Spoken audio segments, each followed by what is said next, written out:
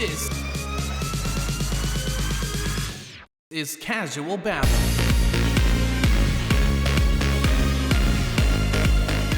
Hello everyone and welcome back to the show. It's BC Babbles and this is Casual Babble, your destination for entrepreneurial landscape news and of course insights from today's entrepreneurs from North Carolina, the States, and beyond. Let's hop right into today's primary bit of content here. In the final part of my conversation with Alan Halas, we explore the challenges of sustaining momentum in today's media landscape. Alan opens up about burnout, why it hits him every year, and how he's learned to push through, and reflects on the constant battle between staying visible in a world shaped by algorithms and shifting social platforms. And we wrap up with his vision for the future of Milwaukee's music scene and some heartfelt advice for anyone ready to carve out space in their local creative community. This is the side of entrepreneurship that doesn't get glamorized, but it does make all the difference. So, without further ado, here's the final bit of my conversation with Alan Halas from Breaking and Entering and on Milwaukee. Enjoy. Available for things. But yeah, 100%. I think one of the biggest things for me that I didn't realize moving into owning a business was that if I don't get my conversion forms, at least the very least those conversion forms automated, I'm going to die. Mm-hmm. This is not going to work out. I'm going to find myself with like 50 people who are upset that I didn't respond to what they were looking into. So I feel that on a very deep level. But I'm curious to know, was there any particular interview that you did back when you were working for the bank you mentioned where you came off such a high that it was unusually difficult for you to like maintain a non-fan mode? Like, is there what artist would have done that to you? Not necessarily when I was doing, interviews while I was working at a bank. Other than, I would say my first one, there's a couple of examples, I guess. The first one that really made me feel like, oh my God, what is happening, was when I was interviewing Weird Al Yankovic as my first interview. Had a bunch of stuff written down on a notepad that I took out of work with me and sat down in my car. It was a 96 Oldsmobile at the time, like beat up.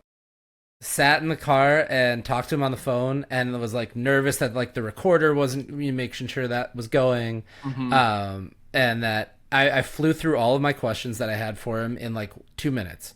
And I thought, one, he was going to be like on and funny, and he ended up being one of like the smartest, most clever interviews. But like I ran through all my questions so fast. And then I remember walking back into the office and just being like, what just happened? And like shaking a little bit. The only other interview that I've had that really felt that way was the first time that I talked to Paul Stanley and Gene Simmons from Kiss, where I was already working full-time in media at that point, but that was a band that I saw when I was like 8 years old on like a cartoon. And I was like, oh my God, I'm meeting the real people. Like I was obsessed with Kiss when I was like, very, very young, at the age where you're like watching a ton of cartoons.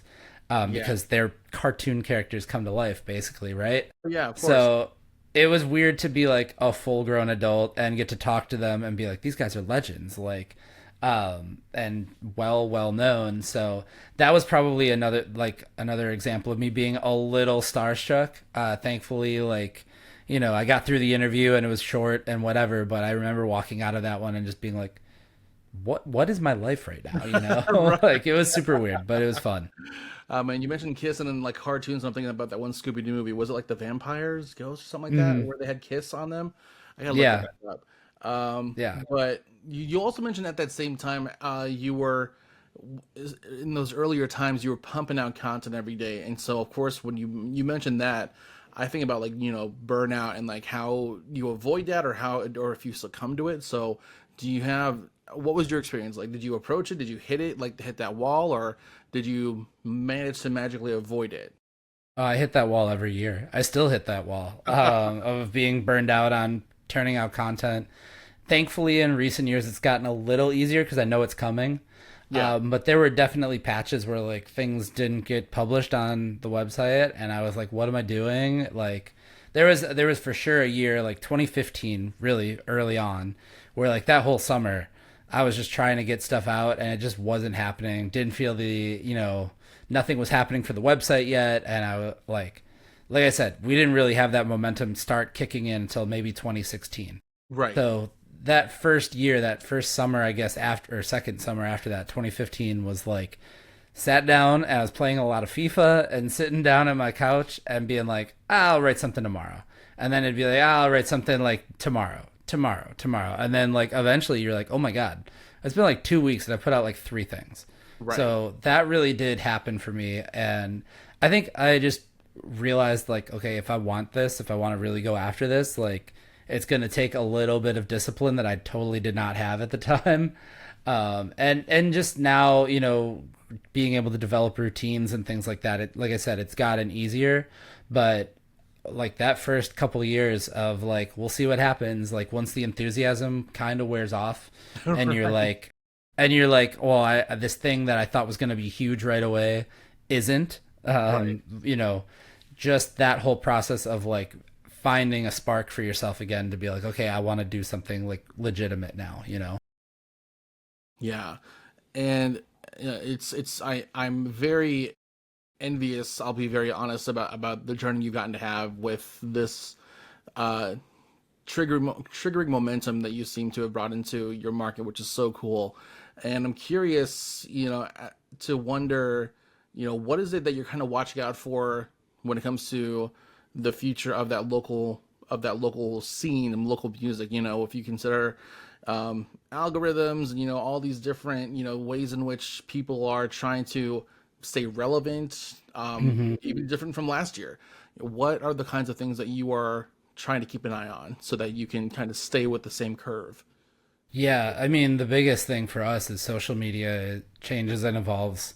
You know, every like 3 months, something new is coming along or some new way to, you know, be important changes, right? In terms of local music, like being able, just the amount of people that turn over within, you know, radio stations and publications and, you know, except for us really, because it's me and a couple other people. Yeah. That turnover means that maybe sometimes less enthusiastic people take over.